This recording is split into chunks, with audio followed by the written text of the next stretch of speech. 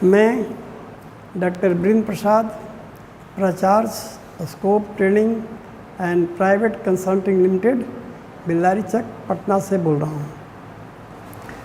आज मैं reproductive organs of the bull, है ना, सांड के जनन अंग के बारे में समझेंगे और चर्चा करेंगे।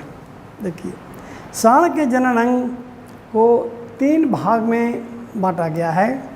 एक है प्राइमरी रिप्रोडक्टिव ऑर्गन, उसमें टेस्टिस आता है। एक है सेकेंडरी रिप्रोडक्टिव ऑर्गन्स, उसमें epididymis, vas deferens, ampulla, urethra और पेनिस, ये 5 सेकेंडरी रिप्रोडक्टिव ऑर्गन्स में रखा गया है।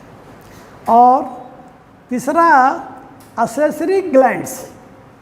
असेसरी ग्लैंड्स में 3 ग्लैंड्स हैं, वल्वोयूरेथ्रल ग्लैंड्स, प्रोस्टेट ग्लैंड और सेमिनल वेसिकल्स। वल्वोयूरेथ्रल ग्लैंड को ही कॉपर्स ग्लैंड भी कहते हैं। अब देखते हैं एक एक करके इनका फंक्शन क्या है। ये तो हम लोग नाम से वाकिफ़ हो गए और यहाँ आपको इस पिक्चर में भी दर्शाया गया है, हालांकि इसमें कुछ मिसिंग भी है, फिर भी अब इसका काम समझते हैं। देखिए, पहले हम जानते हैं स्क्रोटम। ये जो बाहरी वाला भाग, इसमें स्क्रोटम कहीं लिखा हुआ है, यही स्क्रोटम है, ये स्क्रोटम है। स्क्रोटम का मुख्य 3 काम है। पहला है कि ये टेस्टिस को आधार देता है ना। दूसरा काम है कि टेस्टिस को सुरक्षा प्रदान करता है। तीसरा काम है कि टेस्टिस को भीतरी तापमान को नियंत्रित भी करता है। ये है ये स्क्रोटम का काम। ये स्क्रोटम है, एक चमड़ी का थैली होता है स्क्रोटम, जिसके अंदर टेस्टिस होता है और टेस्टिस की संख्या 2 होती है। टेस्टिस अंडाकार होता है, ठीक है। अब आइए कि इसके बाद हम चलते हैं कि टेस्टिस का क्या काम है, ठीक है। तो टेस्टिस का मुख्य कार्य है, 2 ही कार्य से टेस्टिस को जाने। एक तो है कि वहाँ शुक्रपेशी का मतलब शुक्राणु का फॉर्मेशन होता है, कहाँ होता है बाद में जानेंगे। और दूसरा काम है कि वहाँ से एक हार्मोन निकलता है जिसका नाम है टेस्टोस्टेरोन। ये 2 काम मुख्यतः टेस्टिकल का है। इसको मुस्क कहते हैं हिंदी में। तो इसके बाद आते हैं कि आपको टेस्टोस्टेरोन का क्या काम है। हार्मोन जब निकलता है तो टेस्टोस्टेरोन का इसका भी काम हम लोग जाने कि टेस्टोस्टेरोन का जो कार्य है, ये नर को संभोग करने के लिए उत्तेजना पैदा करता है ना। इसी से उत्तेजित होता है सांड। जबकि नेचुरल सर्विस या आप कृत्रिम तरीके से कलेक्शन लेते हैं उसको सीमेन का, तो उसके लिए कामुकता, उत्तेजित ये पैदा करता है। ये होता है टेस्टोस्टेरोन के हार्मोन के वजह से। दूसरा है कि नर के जो विशेषता होता है उसको बनाए रखता है। नर का विशेषता क्या मतलब है? नर का आवाज़ थोड़ा अलग होता है ना। तो नर का आवाज़ इसी हार्मोन के वजह से अलग होता है। मैंने गाय की आवाज़ और सांड की आवाज़ में अंतर है ना। तो हार्मोन की वजह से है। मांसल जो उसका है, शरीर में मांस आ जाता है, मांसलता जो होता है वो भी इसी हार्मोन के चलते होता है। और हड्डियों का विकास करता है ये। इस तरह से भारीपन वगैरह सब ही आता है टेस्टोस्टेरोन हार्मोन के वजह से, ये जान गए। और ये शुक्राणु को स्पर्मेटोजेनेसिस, शुक्राणु को फॉर्मेशन में भी ये मदद करता है टेस्टोस्टेरोन हार्मोन, ठीक है। निर्माण करता है ये शुक्राणु को। और क्या करें, ये जो सहायक ग्रंथियां हैं, 3 सहायक ग्रंथियां हैं आपको, ये प्रोस्टेट ग्लैंड, कॉपर्स ग्लैंड और ये सेमिनल वेसिकल्स। ये 3 ग्रंथियां जो हैं जिसको कहते हैं सहायक ग्रंथियां, असेसरी ग्लैंड्स, ठीक है। तो ये इस ग्लैंड्स को, ये सहायक ग्रंथियां को भी ये जो है टेस्टोस्टेरोन विकास करता है। और उसमें स्राव मतलब उससे जो निकलता है प्लाज्मा सिक्रीशन, उसको निर्माण में भी ये सहायक होता है। इतना समझ गए। अब एक इसके बाद ये एक बहुत बड़ा भाग है, ये इम्पोर्टेंट है, जिसको कहते हैं एपिडिडाइडमिस। एपिडिडाइडमिस के कार्य क्या है? हालांकि एपिडिडाइडमिस में 3 भाग होते हैं, हेड, बॉडी, टेल। हेड जो होता है जो टेस्टिस के ऊपरी भाग से जुड़ा रहता है, टेल नीचे के भाग से जुड़ा रहता है, और बीच के भाग को बॉडी कहते हैं। ये तो हो गया एपिडिडाइडमिस। इसकी लंबाई 30 मीटर होता है एपिडिडाइडमिस का, ठीक है। अब एपिडिडाइडमिस का काम क्या है? ये शुक्राणु को ये पोषित करता है। शुक्राणु मतलब स्पर्म को ये पोषित करता है और उसको विकास और मैच्योर भी बनाता है। यहीं पर मैच्योर भी होता है, विकास भी करता है एपिडिडाइडमिस में शुक्राणु, और ये यहीं पर इकट्ठा भी होता है टेल में। ये जो है कॉर्डा एपिडिडाइडमिस टेल वाला भाग है, यहीं पर आके शुक्राणु मैच्योर होता है और यहीं पर इकट्ठा रहता है, और यहीं से फिर भास डिफरेंस है, फिर बाहर जाएगा ना, यहाँ से जुड़ा रहता है। और इसी तरह से आपका एपिडाइडमिस का कार्य के बाद अब आगे बढ़ते हैं, भास डिफरेंस क्या है। तो ये जो भाषा डिफरेंस है ये यूरेथ्रा से जोड़ देता है इसको। भास डिफरेंस एपिडिडाइडमिस को यूरेथ्रा से जोड़ देता है।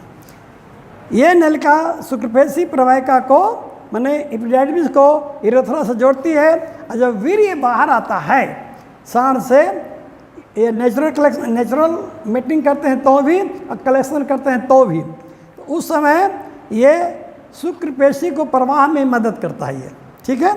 अब भैया एम्पुला, एम्पुला क्या चीज़ है? देखिए एम्पुला याद करें, एम्पुला नर में भी है और मादा में भी है।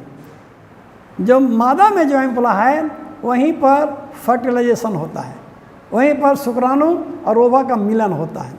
वो जगह है आपका एम्पुला और इस्थमस का जंक्शन है, वहाँ पर ये होता है। लेकिन ये जो एम्पुला है हमारे यहाँ जो एम्पुला करके लिखा हुआ एम्पुला, ये नर में भी होता है, ठीक है। तो एम्पुला क्या है? ये भास डिफरेंस एक जगह जाके प्रसारित करता है, वही एम्पुला है जो कि यूरेथ्रा में जाके खुलता है, और ये वाल्व का काम करता है। वाल्व का काम करता है मतलब कि जब मूत्र बाहर आएगा तो वहाँ से जो सीमेन आने का है उसको बंद कर देगा। जब सीमेन आएगा तो मूत्र आने का जो है उसको रोक देगा। ये वाल्व है, इधर भी बंद करेगा उधर भी बंद करेगा, है ना। एक साथ कभी भी मूत्र और सीमेन बाहर नहीं आ सकता है, नहीं तो सीमेन बिल्कुल दूषित हो जाएगा, वो खराब हो जाएगा, ठीक है। तो ये काम है आपका। अब आइए इसके बाद हमारे पास 3 जो रह गया ग्रंथियाँ, इसके बारे में थोड़ा और समझ लें। वो है प्रोस्टेट, कॉपर्स ग्लैंड, और यहाँ है सेमिनल वेसिकल्स। सेमिनल वेसिकल से 50 से 60% वहाँ से स्राव निकलता है, मतलब वहाँ से सिक्रीशन निकलता है, जिसको कि सीमेन कहते हैं। सीमेन शुक्राणु जब मिल जाता है तभी वो सीमेन कहलाता है। वो तीनों ग्रंथियों से सिक्रीशन निकलता है, सेमिनल वेसिकल, प्रोस्टेट ग्लैंड और कॉपर्स ग्लैंड, ठीक है।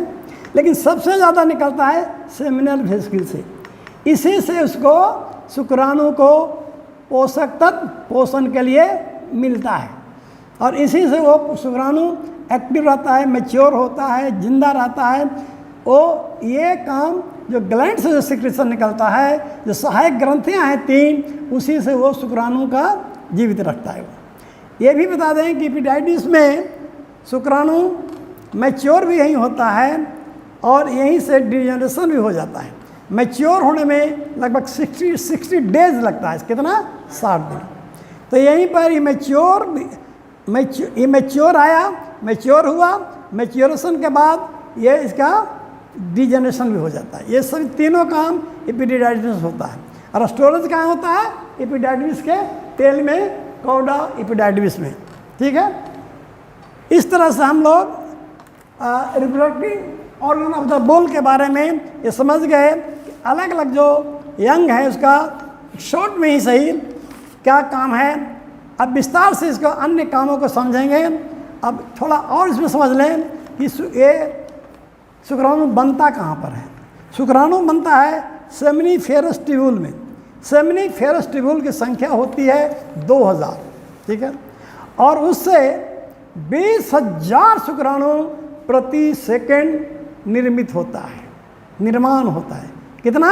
20,000 एक सेकंड में, ठीक है ना। और इस तरह से 2000 सेमिनिफेरस ट्यूबुल से 20,000 शुक्राणु प्रति सेकंड निर्माण होता है। और वो शुक्राणु पहले भी बताए हैं कि 60 दिन में मैच्योर होने में लगता है। और टेस्टोस्टेरोन हार्मोन कहाँ से निकलता है, उसका जिक्र हुआ है ना, वो निकलता है लेडिंग सेल से, जो 2 सेमिनिफेरस ट्यूबुल के बीच में रहता है। लेडिंग, LEYDIG है ना, lending cell. Lending cell 2 seminiferous tubule के बीच में होता है और वहीं से टेस्टोस्टेरोन हार्मोन का सिक्रीशन होता है और वहीं से निकलता भी है, ठीक है।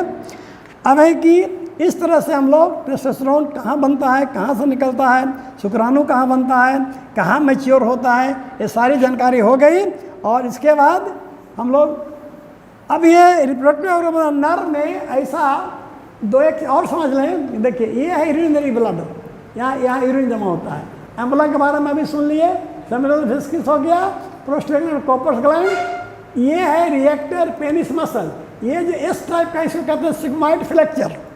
सिग्मॉइड ये यहाँ पर रिट्रैक्शन के बाद ये सीधा होता है जब ये उद्दीपित होता है और सीमेन बाहर आता है उस मौके पर, ठीक है। इस तरह से ये भास डिफरेंस के बारे में हम पहले जान गए। यहाँ पर अभी इसमें एक सिग्मॉइड फ्लेक्चर है, जान गए, जो सेपेंड होता है। इस तरह से रिप्रोडक्टिव ऑर्गन बुल का ये ऑर्गन इंपॉर्टेंट है जिसके बारे में अभी चर्चा हो चुकी। इसको फिर से विस्तार से और भी स्पष्ट करेंगे। आज के लिए इतना ही, धन्यवाद।